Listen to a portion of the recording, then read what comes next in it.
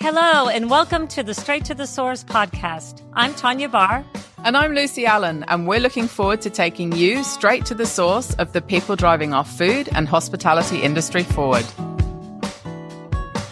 Today, Chef Jerry Mai joins us in the studio. Known for bold Vietnamese flavours and a fearless approach to cooking from heritage, Tawnya sits down with Jerry to talk about growing up in the back of her family's restaurant, carving out her place in the industry, and why Vietnamese food should never be watered down. Enjoy the conversation.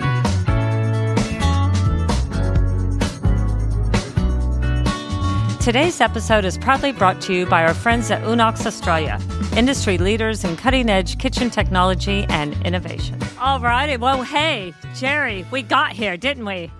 We got here. It took a while, but we always get there, right? Exactly right. So Yeah. welcome to the podcast. Thank you so much for having me. I'm very excited. Sorry I can't be there. I know. I told you I've harvested all these herbs. I wish I could just send it in a express pack straight on down to Melbourne. But next time you come up, we'll do some garden tours, shall we? I'll come tour yours and you can come tour mine. Yeah, we'll do swaps. I'll bring my melons up and then you can, I'll swap it for your herbs. You're on. That sounds great. Jerry, I know you've done a lot of media. You're very, involved in lots of aspects of the industry. And I guess a good place to start is at the beginning. You talk often about your mother and growing up in a restaurant. And I'd really like to start there, if I may. Yeah, look, I think I started my life in a family that food was first. You live to eat, you don't eat to live, and that's my whole philosophy still. And so my parents have had restaurants going from Cambodia. My parents are Vietnamese. Mm-hmm. My dad was born in Cambodia. After the Vietnam War, we went back to Cambodia, and they opened a restaurant there. And then we were refugees in a Thai refugee camp. They had a cafe there. And then for a very short moment in life, they had a little restaurant in Brisbane as well, was where we first settled. So I think, the restaurant DNA is in my blood. It was always there. It's just something that my parents did. And I learned from a very early age, my mum taught me to cook very simple stuff, like a stir fry or a tikka, which is, braised pork belly. And then from there, I just found my home, I guess. Mm-hmm. In my previous life, I was a real estate agent. I cannot imagine you a real estate agent. Nothing against real estate agents. It's an amazing career, but yeah. In a previous life, I was a real estate agent. In a previous life, I did door sales, and I think when I got in the kitchen, it was home. It just felt right, working with my hands, working with food, ingredients, produce. And I've been very blessed to have worked with some really amazing producers and farmers in my career.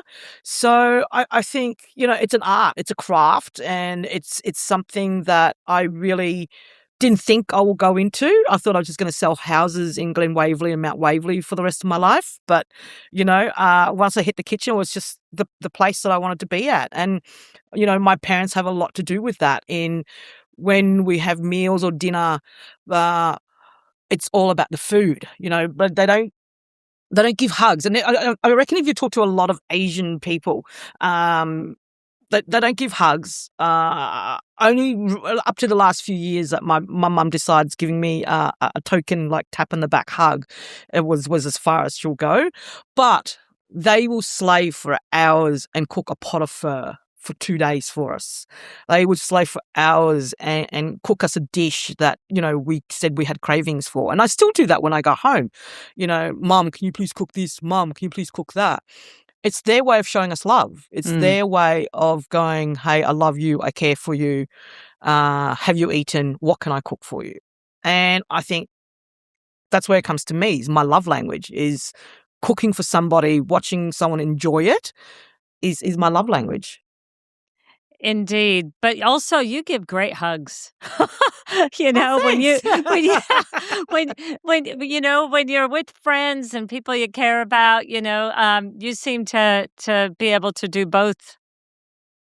Yeah, it's really funny you bring that up. For a very long time, I didn't give hugs and I didn't know how to give hugs, that kind of Yeah. stuff.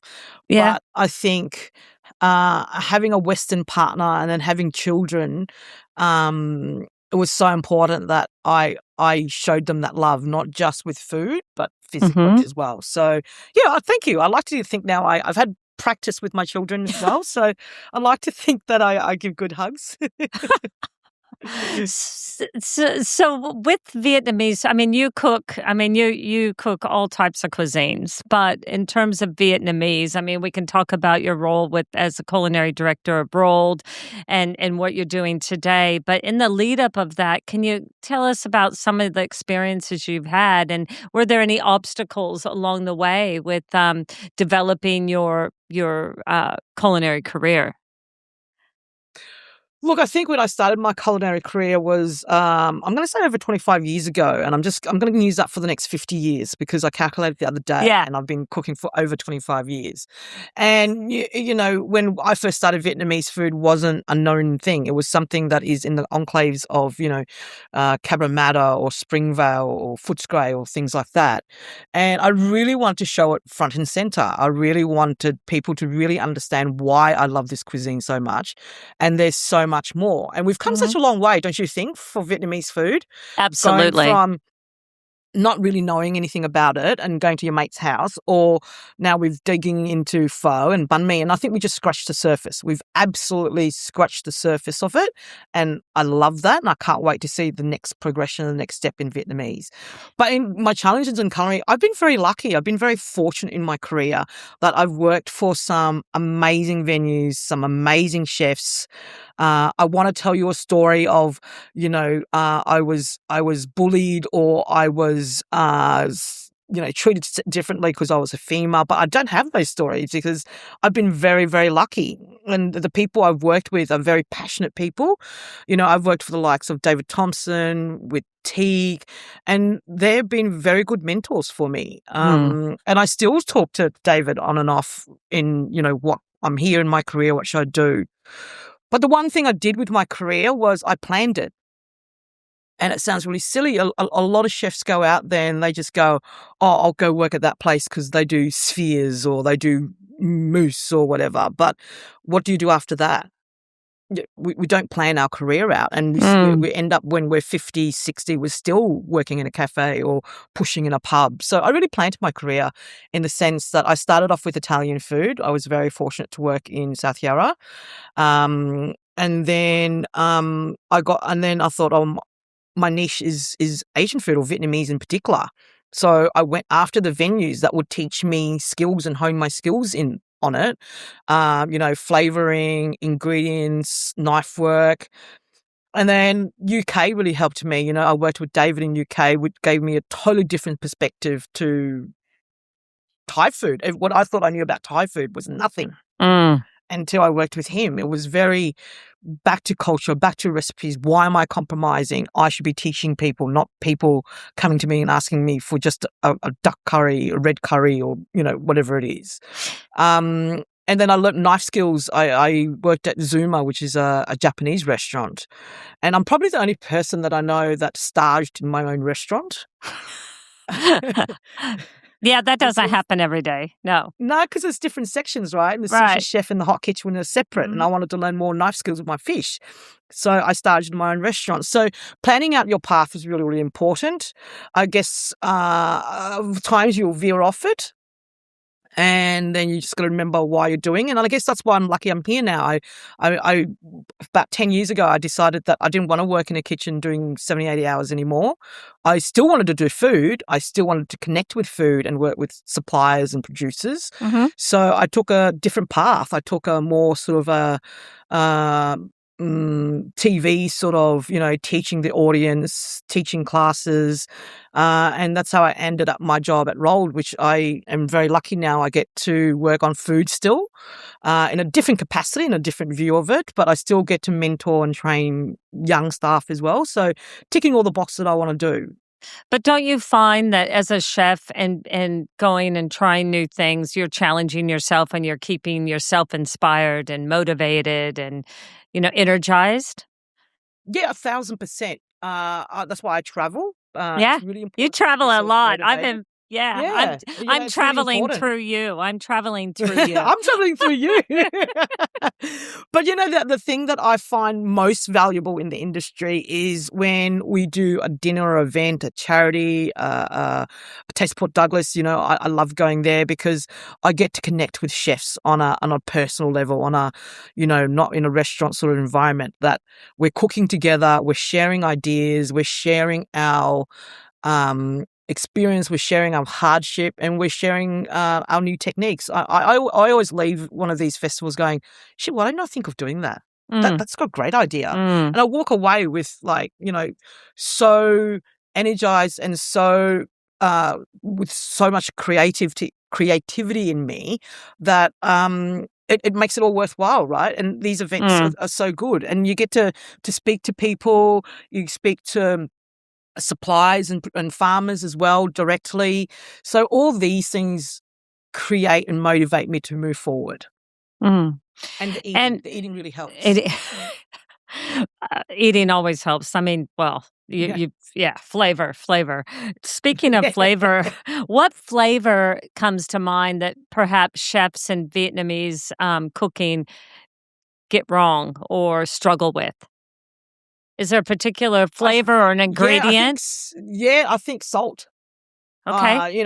I do some fine foods judging sometimes, and for the young chefs of the year, and they just forget salt. Salt could come in a form of salt.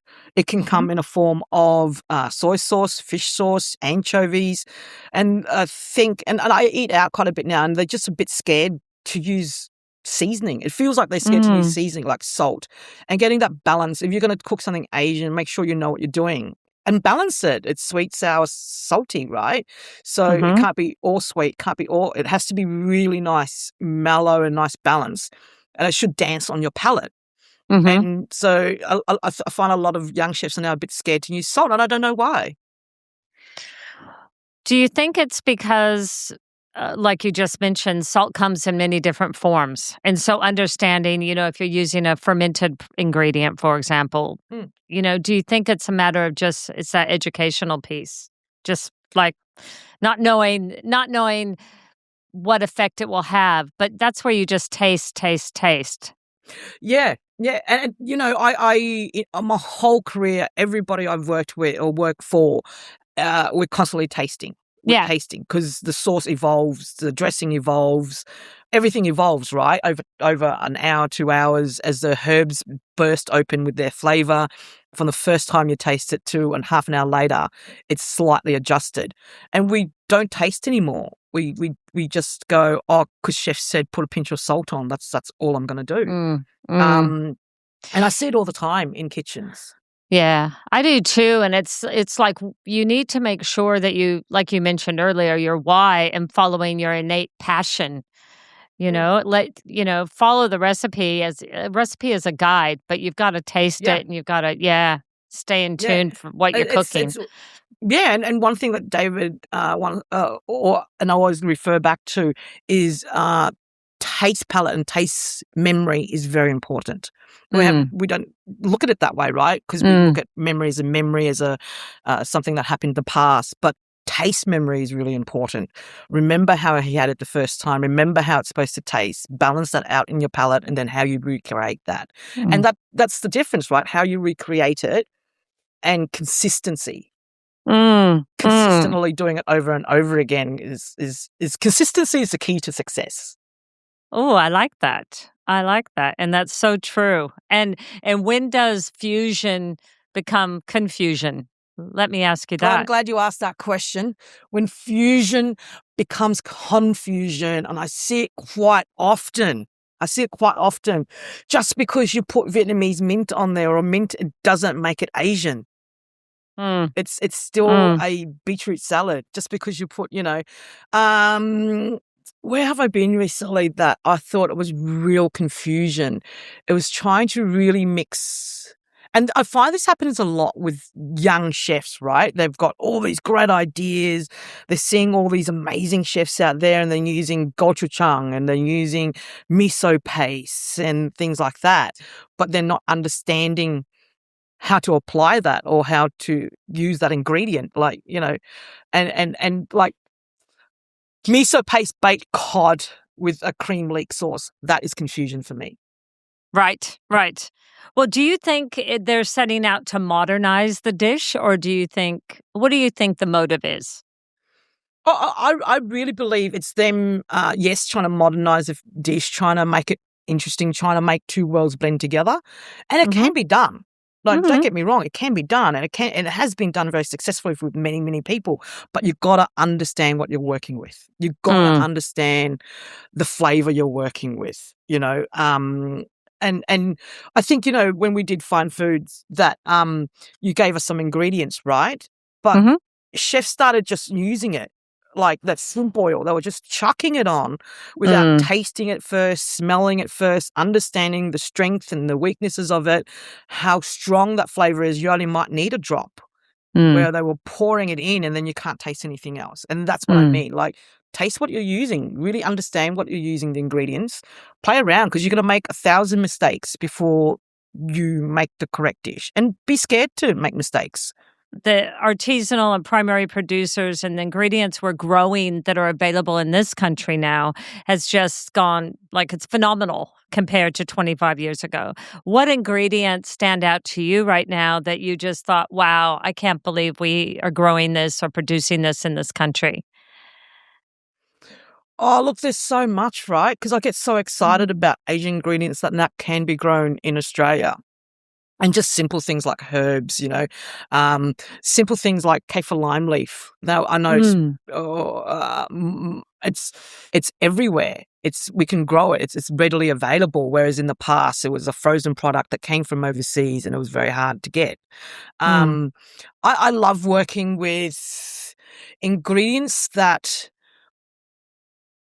For me, I always look at Asian ingredients, right? I always look at what Asian ingredients I can get. Like, it's simple things like good fish sauce wasn't available in the past. Now you've got import like Red Boat, you've got Mega Chef, you've got all these brands out there that are great produced fish sauce that don't have additives in it. It's literally, when you read ingredients, it's salt and anchovies. So, that kind of stuff gets me really excited. Fermented fish sauce and fish pastes, things like that. I really like funky stuff. And I think it's just because of growing up eating Vietnamese, Cambodian. Cambodian's got a lot of funky stuff in it. So a lot of that now is available, and I really love that. But even just local producers, like we in Melbourne here, we've got herbs growing out in Geelong in hothouses, and I can get any herb I like. And one of my favourite herb is fish. It's called fish herb. It's a round leaf. It's kind of sour, but when you eat into it, it smells a bit like fish, fresh fish. But it's got this really sour, acidic taste to it, and it's delicious. And people don't know enough about it. It's What one of color? those things that you love and hate. It's green. Okay. It's green. Okay. Yeah. And yeah. it's a And round it's just leaf. one of Is it those. like a Yeah. caperberry leaf or something? No, it's Like round. It's like a size of a small beetle leaf. A Okay. really small beetle leaf. And it's really nice. I really love it. It adds acidity and stuff to things that I'm cooking, and I love it in my noodles and things, but it's an acquired taste. But, the more we make it available, the more people will try it. Being a chef, I can't express to you how lucky I am and how lucky I feel to be able to use these ingredients and be able to connect and have a conversation with the producer or the farmer. I don't know. Recently I went to Queensland and I visited Rocky Point Aquaculture, and they do beautiful cobia and beautiful groper. And just to see that process gives me a great appreciation for how hard and how much work they put in to create such a great product. And I'm lucky. We're the lucky few that get to use this. And it's then I want to share this because I'm so excited about a product. Or like, how can I get people? And so I start using it in festivals. I start cooking with it at home. If I can show the home cook that they can use it at home, it just breaks down that barrier, right? Because everybody's scared this fish or big fish or small or this herb or that herb. If I can show how the simplicity of using it at home and applying it at home, it just breaks down that barrier, and people go, oh, yeah, okay, I actually can use that. Or actually, I can get that. I can do that. I can slice a piece of fish and put sashimi and dressing on it. Like just getting people to understand that's the best part. It's like demystifying it, isn't it? Yes, It's like I get inspired by other chefs. So if I can inspire somebody from what I've learned, that's a great outcome for me, right? And making people aware of produce and product, because we get so locked into, this is the menu, this is the cogs and whatever it is. We forget that we can look outside and there's so many ingredients. Like I get excited. I'm like a kid in a candy store when I go to my veg supplier, my seafood supplier, or my butcher and go, what cut are we working with? What are we doing? Oh, for example, like I love using the beef shank. It's huge, right? Yep. And you braise it. So instead of just using the gravy meat, I want to do the whole shank because cost is good, but the whole presentation onto the table, it's a wow. It's a people go, oh, I never thought about doing that way. And I love using those kinds of cuts that no one ever thinks about, pork jowl or shanks or, remember once upon a time when no one was eating pork belly except, Asian people? Mm-hmm. And now it's on every menu, right? Demystified it. So as a chef, cooking it, yeah, we totally. demystified it. You can braise it down. It's so forgiving. You can braise it. You can stew it. You can, roast pork belly. And as just chefs, we demystified it for everybody. And now everybody wants to use it. And same as lamb shanks. I blame chefs for lamb shanks and beef brisket. Yes. Yeah. I blame 100%. Yeah. Yeah. Yeah. And that's it. Have you checked the cost of lamb shanks lately? Yeah, I have. I stopped buying. That's why I started buying beef shank. Yeah. But it's making it mainstream and making it approachable, and breaking that wall of like it's too hard for a consumer to go. It's too hard. I can't do it. But when you see it and you go out and we're very lucky now. We've got MasterChef, I'm going to say, started it all, where people go, oh, I can cook, I can do stuff. Lockdown also, we cooked a lot at home, trying recipes. What else were we going to do, And now people are really adventurous. They're going, oxtails. I remember buying it for so cheap. Now, forget it. Yep. They're so expensive because people are really understanding how to use secondary cuts. And I think that's really, really important as well, instead of just using primary cuts of meat.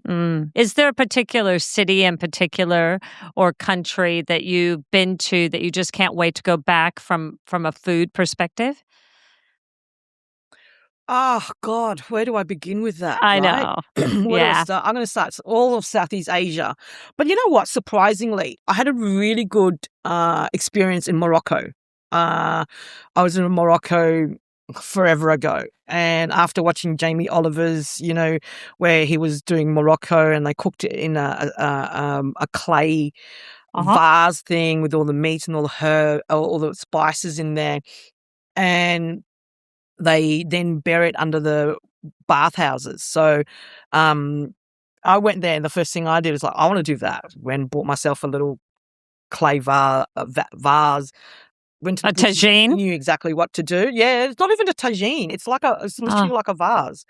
Okay. And then the butcher knew what I wanted to do because that's what they do. They call it, I think, workers' lunch or something. And then they go and put it in the fires at the bathhouse, like the ambers and outside. So when they're ready for lunch, they just come and grab it and pour it out and have it.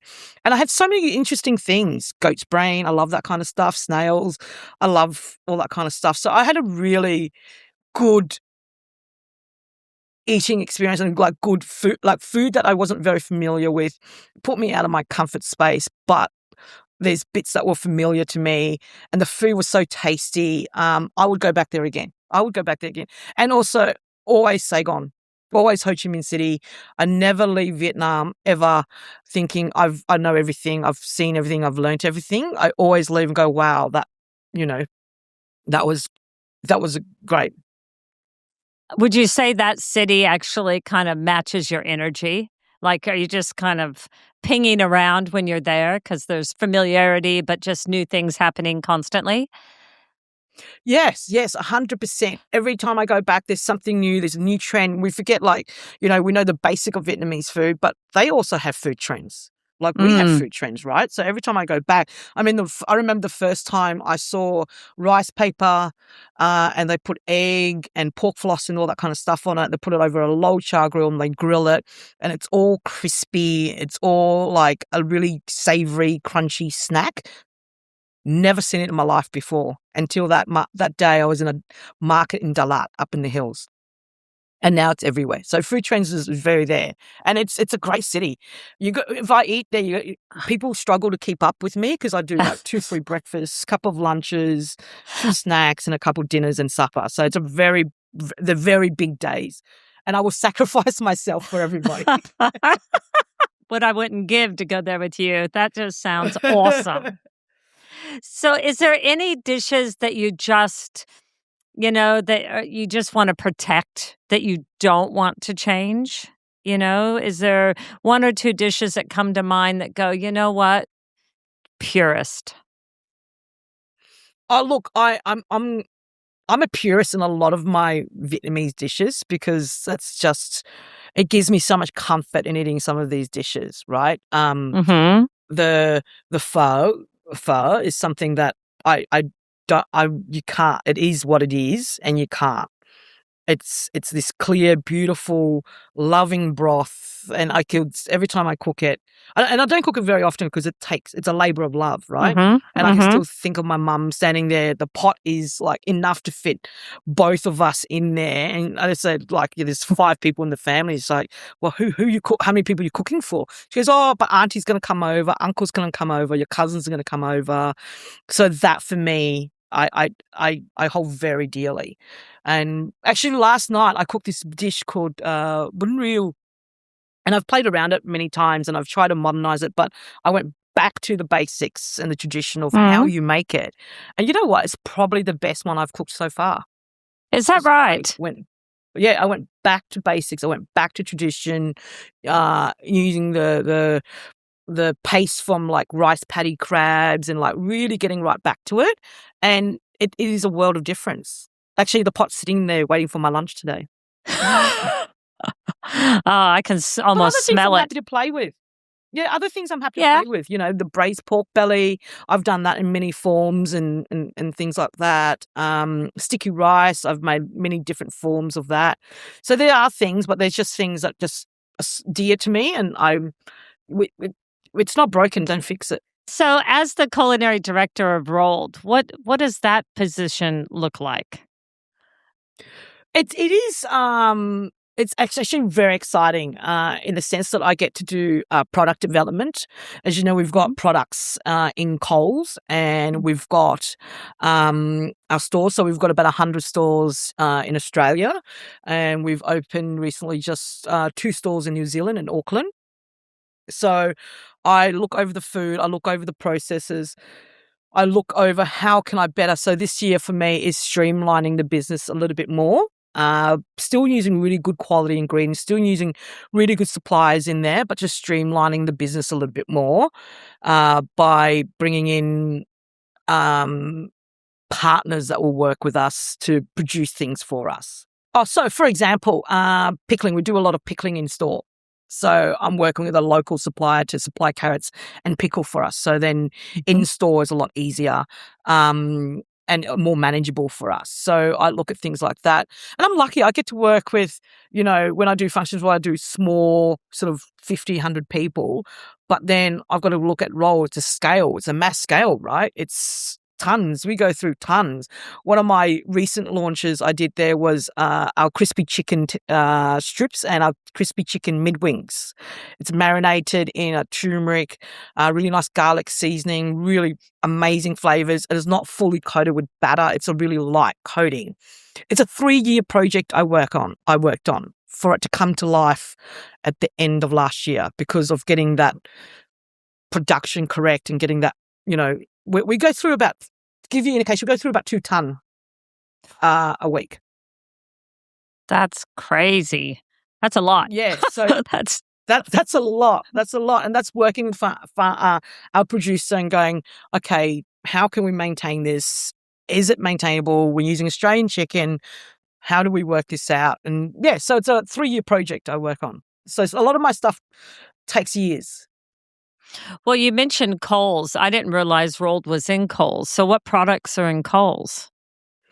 So we've got some of our best-selling products is we have our chili mayo. We have our hoisin, which I use for dips and sauces and things like that. And then I have bun, which is a vermicelli noodle, and rice paper. And if I'm not going to be, it's going to sound biased, but the vermicelli noodles we have is made particularly for us in Vietnam. When you cook it, it's really beautiful, light and fluffy. There's other vermicelli noodles in there, but if you ask a Vietnamese person, they're actually not vermicelli noodles. They're like glass noodles or Singapore noodles or whatever. And our rice paper is really nice and thin and gelatinous. So they're just things I get to work, fun things that I get to work on. Isn't it terrific, though, being a chef and think about, all the different opportunities and different ways you can use your powers for good, Mm. and Yeah. and try different things along the way. I love And that. that's people think a bun noodle is a bun noodle, but it's not. It's more than that. It's so different. So is rice paper. They're all very different, right? And it's getting people to understand the difference between these noodles. Well, what advice would you give your younger Jerry? Knowing that now where you're at now, like what advice? Your 12-year-old Jerry. My 12-year-old Jerry, oh dear Lord, my 12-year-old Jerry thought I wanted to be a gangster in Hong Kong because I was watching all those movies. What advice would I give? It's okay to make mistakes. It's okay to make mistakes. We all make mistakes. It's just a matter of how we pick ourselves up. Don't be so hard on yourself. I think chefs in particular are so hard on themselves because we're so under so much scrutiny between reviews and our and our head chefs and everybody else. It's okay to make mistakes. Just own it. Make the mistake and own it and move on. Well, I had to learn that. I had to learn to own it. Sorry. I had to learn to own my mistakes.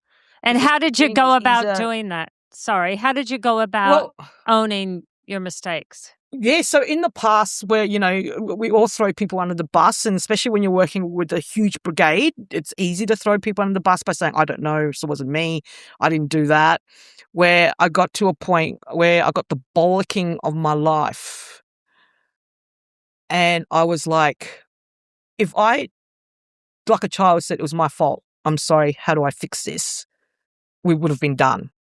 We would have moved on. But it just sat in me and made me very uncomfortable.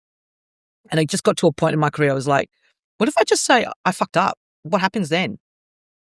And then I started saying, I fucked up. Well, I fucked it. I split it. How can I fix it? So by doing that, I learned how to fix things. I learned how to, if I split my mayo, for example, I know if I just add a bit of hot water, I can fix it. If my broth is not clear, I can drop a potato. I can do whatever to fix it. So I learned how to troubleshoot by owning my mistakes. I learned to troubleshoot. And your network of friends, chef friends, like what value do you put on that? I mean, I know Melbourne, you guys are all pretty tight, but you've got chef friends like myself and people all over the country and all over the world. But how do you prioritize them, and what value do they bring to your life? Oh, look, they are priceless. We have many circles, right? Like you and I, we have the inner, the next layer, the next layer. My inner circle is my support, where I would ring up and go, mate, I've got to do this, and they want me to use cheese. What do I do? What do I do with cheese? But they're a great sounding board, and they were a wealth of support through COVID. There were quite a few chefs that I had rang and spoke to in regards to the going through COVID, and then at the end of it not having staff. And I love the fact that I can pick up my phone and call whoever. At the end of COVID, I spoke to Ben Cooper quite a lot, going, hey, this stuff, how are you going? I mean, your scale's this and I'm this, so how are you coping? And he was very good. He was so generous with his time, so generous with his advice. which really helped me through that phase. And, I hang out a lot with T and Bente now, Talina and Bente now. We cook together in my house, we hang out, and they're just, we're different. She's, Talina's got 100 and something venues and they're in that world.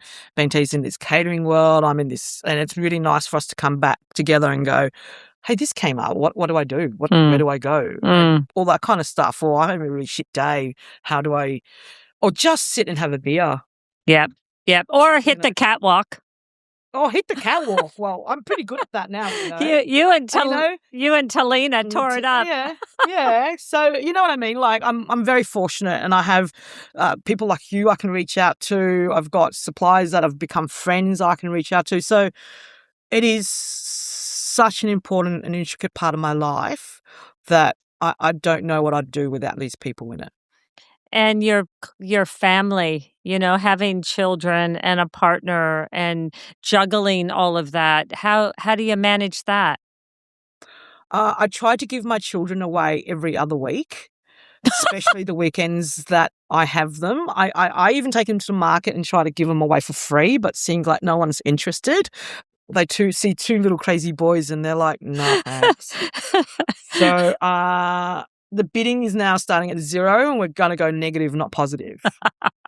Oh, look, it's, and this is why I said about, 10 years ago, my then partner we were going to have children, and I had to make plans to get out of the kitchen and working weekends and working nights. And I remember when those plans were coming along, but when I first had Harry for the first 2 years, I rarely saw him. I'm getting up early to go to work. I get home late. He's in bed. I'm seeing him through a camera feed.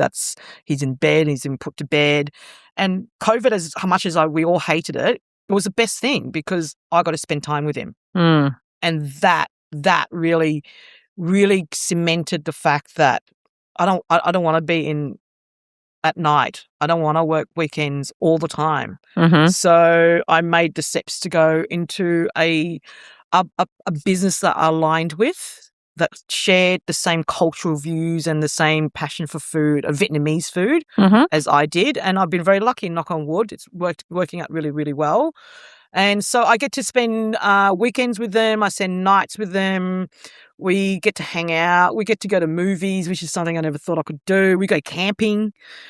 Let them run in the wild. Maybe maybe a dingo might have them or something like that. But no luck so far.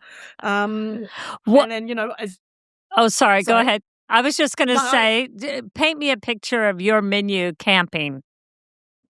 Oh, well, so we don't camp in the sense that we camp, but we don't eat like campers. Like baked beans and sausages are not on the menu. What I do is I cook curries at home, like a beef rendang, chicken curry. I vac pack it. I'll butterfly marinade chickens and stuff and vac pack that. We'll make pancake flour mix and we'll add the milk in when we're there. And we bring steaks. We have hot pot. I had been known to bring a suckling pig. Oh my God. Yep. I've also been known to bring half a goat camping on a sardo frame. So just because we're camping, it doesn't mean we have to eat poorly. Right. Clearly not. Yes. No. We don't have to eat. There's bacon and eggs every morning, campfires on, we've got steaks, so we've got ribs, we've got everything. Just because we're camping, it doesn't mean that we have to eat poorly. Well, I bet you the dingoes are watching from afar. Going, what the hell's going on down there? Well, they'll have to fight us for the bones, though. We love a bit of bones. The kids love gnawing on those bones. Oh, that's great. Yeah. That's so good. Hey, would you be up for a little quick round? Yes, let's do it. I don't know how quick I'll be, but let's do it. All right. Are you ready, Jerry? Street food at 1 a.m. or 5-star tasting menu? Street food at 1 a.m. Control or chaos? Controlled chaos. One Vietnamese ingredient everyone should have in their pantry. Fish sauce. Favorite snack? Mee goreng. Is that a snack? Yeah, it's a snack. Yeah, absolutely. What still scares you? Or is there anything What's that scares you? My children scare me. Okay. My children scares me. They do. Fa- What scares me? One day thinking that I know enough about food when I really don't. Favorite city, not including Melbourne or Sydney. Saigon, Ho Chi Minh Yep. City. What does living fully actually mean to you? Whoa, that's a really good question because for me is my nice balance between my children, my work, and fishing. I haven't been fishing, so I don't feel like my cup is full, and I've been living fully recently. But having time to do that, having time to just have peace, and me yelling at my bait because it's not catching anything. Now, this is a kind of a theoretical question, but what does the idea of going straight to the source mean to you? For me is I'm supporting good producers and good farmers. I'm getting really amazing quality produce, but if I'm going to cook something with love, I want to go to the source where the person that has raised it or manufactured or made it with love, not just printing out of a machine, but they've actually put care and consideration in what they're doing. And between sauces and jams and meats and veggies and everything, that the love they put in is incredible. And farmers markets, remember when they used to be a thing that only bougie people go to. I love the fact that everybody's going farmers markets now because we're supporting the people directly to these farmers and producers. And that's why I don't shop at Coles very much, but don't tell Coles that. Shh. I don't either. That's how come I didn't know Rold was there. What advice would you give a young chef today? Back yourself with skills. You can talk the talk, but if you don't have the skills, it means nothing. Back yourself. Go and learn off the people, the skills that you want to learn, and the venues with the skills that they can teach you. But back yourself. My funny is Victor. Victor Leong talks a huge game, right? Talks a huge game. But you know what? The man can that cook. Arsehole can back it up. That arsehole can back it up. Yeah. Right? So you can give him all the shit you want, but he can back it up. Be him. Back up your skills. Don't tell me you can make phones, but you can't balance a dish out. Back your skills up. Go and get your skills would be my advice. Talk a big Love game, it. but back it. Love it. Love it. Well, Jerry, on that note, thank you so much for sharing your story and your insights and your advice and for doing what you're doing. And I just love your work, man. And I think you're amazing. Thank you. No, thank you so much for having me. And you know what? I love your work. I think what you're doing is amazing. I love seeing you randomly at events. I love seeing you having really good chats. So if no one said it to you, I love what you're doing. You're amazing. Oh, thank you. Thank you. All right. Thank you so much for listening in. We really hope you enjoyed the conversation. We would be keen to hear from you. If you have a story to share or a topic we should bring into our conversations. And a special thank you to Unox Australia for their support in this series, where leadership meets the future of food.